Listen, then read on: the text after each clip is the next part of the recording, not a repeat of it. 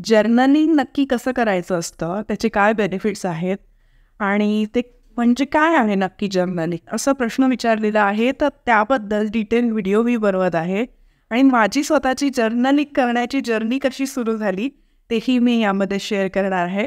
तर मी 5वीत असल्यापासून जर्नलिंग करायला सुरुवात केली होती.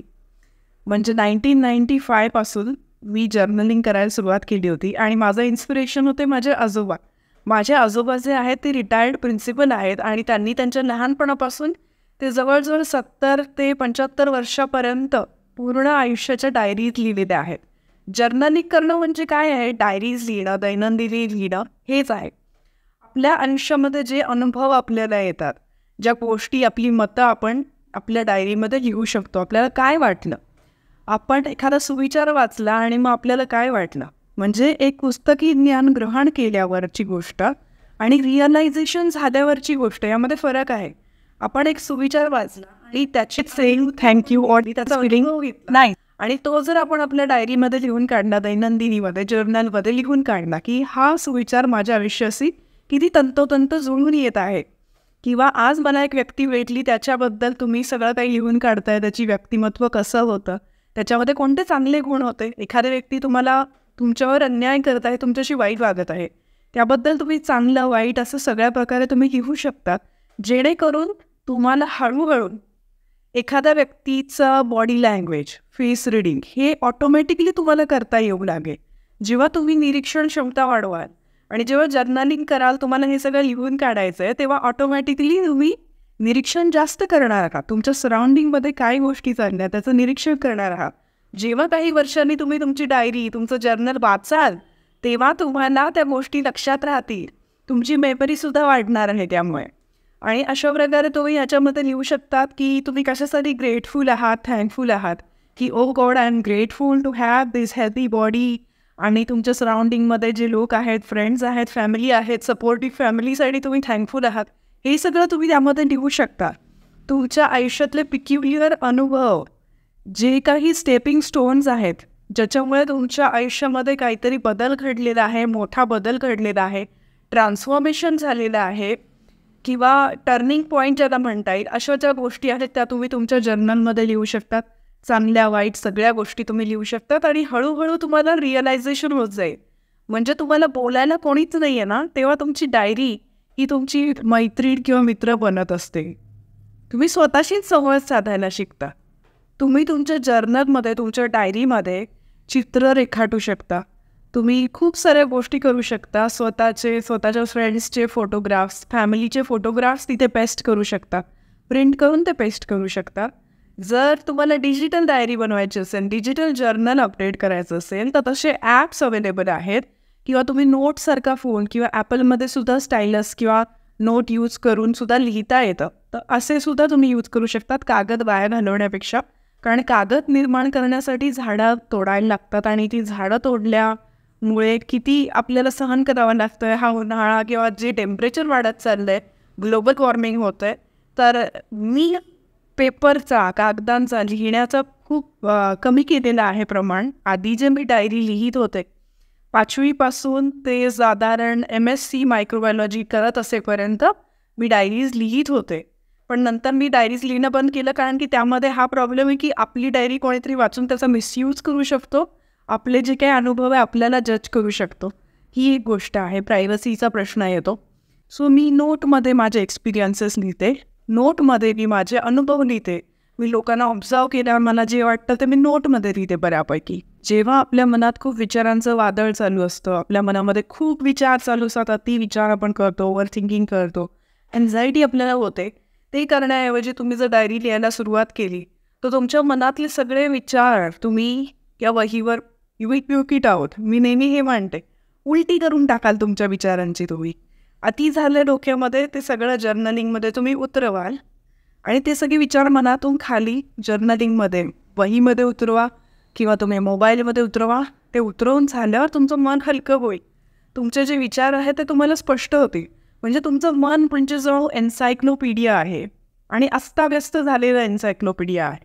म्हणजे A to Z जी पुस्तकांची नावं आहेत ती कशी तरी लावलेली आहेत तुमच्या मनामध्ये. म्हणजे जे थॉट्स आहेत ना ते अनऑर्गनाइज्ड आहे. अनऑर्गनाइज एन्सायक्लोपीडियासारखं तुमचं मन झालेलं आहे, तुमचं डोकं झालेलं आहे. सो आता ते ऑर्गनाईज करायचं आहे तुम्हाला. आणि ऑर्गनाईज करण्यासाठी काय करायचं आहे, जर्नलिंग करायचं आहे. सो सगळे विचार लिहून काढल्यावर तुम्हाला स्वतःला ना हळूहळू रिअलायझेशन होईल. तुमच्या मनातले विचार ऑर्गनाइज्ड वेमध्ये हळूहळू ऑटोमॅटिकली ऑर्गनाइज्ड होत जातील. आणि तुमचं मन, तुम्हाला असं वाटेल किती सुंदर मन आहे माझं, आणि माझे विचार किती सुंदर आहेत, आणि किती प्रगल्भ आहोत आपण, आणि किती इव्हॉल्व्ड आहे मी, आणि माझं किती स्पिरिच्युअल इव्हॉल्युशन झालेलं आहे, असं तुम्हाला स्वतःबद्दल वाटायला लागेल जर तुम्ही जर्नलिंग करायला लागाल. तुमचे ब्रेन लोब्स बॅलन्स होतील, तुमचे बायोकेमिकल्स ब्रेनमध्ये असलेले बॅलन्स होतील, हॅपी हॉर्मोन्स तुमचे बॅलन्स होतील, तुम्ही ग्रेटफुल फील कराल, तुम्हाला छान वाटेल स्वतःच्या आयुष्याबद्दल. कारण तुम्ही जसं जर्नलिंग करायला सुरुवात करता, डायरी लिहायला सुरुवात करता, तुम्ही स्वतःला महत्त्व देता.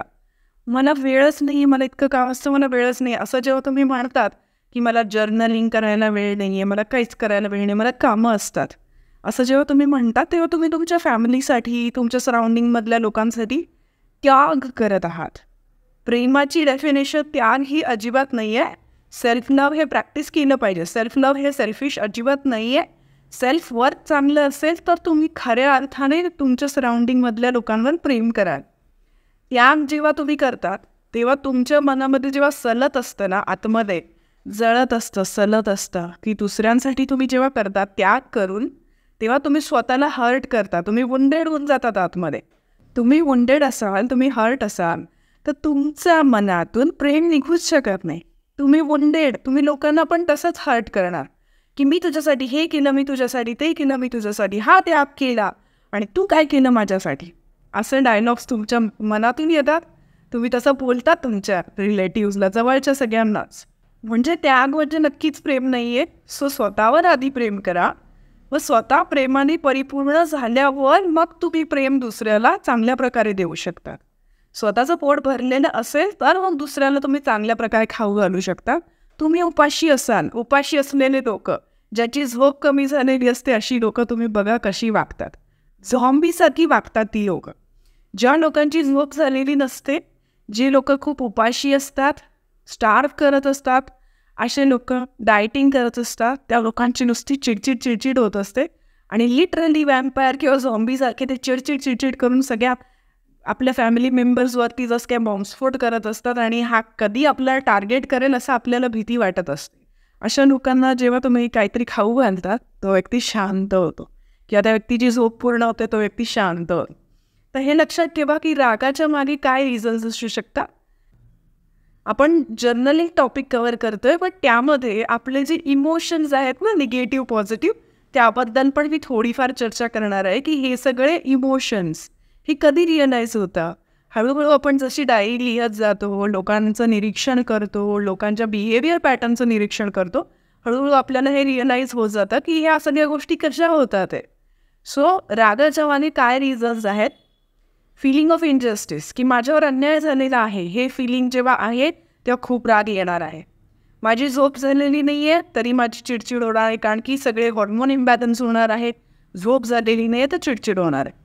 भूक लागलेली आहे पण खात नाही आहे, सो ॲसिडिटी होणार आहे. Acidity is equal to anxiety, आणि मग ते अँझायटीमधनं चुका होतात. ते चुका झाल्याबद्दल पण दुसऱ्यांना ब्लेम करणार आहे की माझ्याकडून थोडी चूक होते, मी तर परफेक्शनिस्ट आहे. असे पॅरेंट्स असतात आपले काही काही. नार्सिसिस्टिक काही काही पॅरेंट्स जे असतात परफेक्शनिस्ट, ते त्यांची चुका एक्सेप्टच करत नाही, आणि जेव्हा त्यांची झोप होत नाही किंवा त्यांची भूक पूर्ण होत नाही ना, खाऊन होत नाही त्यांचं, सो हे सगळे जे रिझन्स आहे याच्यामुळे ते चिडचिड चिडचिड करतात, झॉम्बी बनून जातात. सो अशा लोकांना तुम्ही खायला घाला, झोपायला सांगा, किंवा त्यांचं जे फिलिंग ऑफ इनजस्टिसचं रिझन आहे ना, त्याचं रूट कॉज शोधून काढा आणि त्याच्यावर वर्क करा. त्यांच्यावर प्रेमाची फुंकर घाला. प्रेमाने त्याचं हिलिंग होईल, त्या व्यक्तीचं, त्याचं जो पण इनजस्टिसचं फिलिंग आहे ते काढून टाकण्यासाठी तुम्ही प्रेमानेच त्याच्याशी बोलू शकता. सो ही सगळ्या गोष्टी तुम्ही करा तुमच्या सराउंडिंगमध्ये असलेले फॅमिली मेंबर्ससोबत. आणि जर्नलिंग करा. जर्नलिंग नेसेसरी नाही की तुम्ही लिहून काढा. अशी वही असेल ज्याला लॉक असेल, जुन्या काळात तसे डायरीज मिळायचे ज्यांना लॉक असायचे, तशा डायरीज तुम्ही घेऊ शकतात. किंवा तुम्ही मोबाईलमध्ये स्वतःलाच ईमेल पाठवा, किंवा स्वतःच तुमच्या मोबाईलमध्ये नोट्स नावाचा ऑप्शन असतो, किंवा स्टाईलस असलेले जे मोबाईल फोन्स असतात ते तुम्ही यूज करू शकता डायरी लिहिण्यासाठी, जर्नलिंग करण्यासाठी. यामध्ये तुमचं ग्रॅटिट्यूड जर्नल पण वेगळं, ग्रम्बलिंग जर्नल वेगळं असं नको. एकाच जर्नलमध्ये ग्रॅटिट्यूड पण करा, ग्रम्बलिंग पण करा, कटकट पण करा. तुमच्या मनामध्ये जे पण आहे ना ते सगळं काही तुमच्या पेपरवरती तुम्ही पेपरवर किंवा तुमच्या मोबाईलवर सगळं काढून टाका मनातलं. ते सगळं काढून टाकलं की मन असं हलकं होईल, रिकामं होईल आणि मग तुम्हाला कळेल की तुमच्या आयुष्याचा पर्पज काय आहे. तुमचा जो वन पॉइंटेड फोकस आहे, अनडिवायडेड अटेन्शन आहे, ते तुम्हाला कळेल की नक्की आपल्याला काय करायचं आहे. एक्सटर्नल इन्फ्लुएन्स, बाकीचे लोक, त्यांचे ओपिनियन्स, माझे ओपिनियन्स, या सगळ्यातून बाहेर येऊन तुमचे ऑर्गनाईज झालेले मन, ऑर्गनाईज झालेले सगळे विचार, यातून तुम्हाला उत्तर मिळेल की आता मला काय करायचं आहे. आपल्यासाठी काय चांगलं आहे हे आपणच ठरवू शकतो. दुसरा एखादा व्यक्ती सांगेल आणि मग मी ते करिअर करेल असं होत नसतं.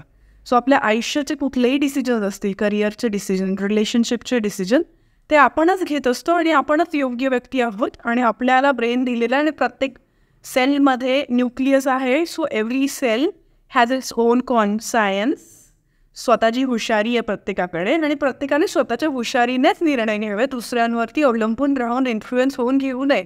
सो जर्नलिंग करा, त्याच्यातनं तुम्हाला तुमचं लाईफ पर्पज ऑटोमॅटिक करेल. So what ever you need is within you. सगळं काही जगाची हुशारी, नॉलेज, ज्ञान सगळं तुमच्या आतमध्ये आहे, ज्याची तुम्हाला गरज आहे. Okay, keep growing, keep evolving, keep upgrading. जर तुम्हाला व्हिडिओ आवडला असेल तर लाईक करा, सबस्क्राईब करा माझ्या यूट्यूब चॅनलला, बेल आयकॉन दाबायला विसरू नका.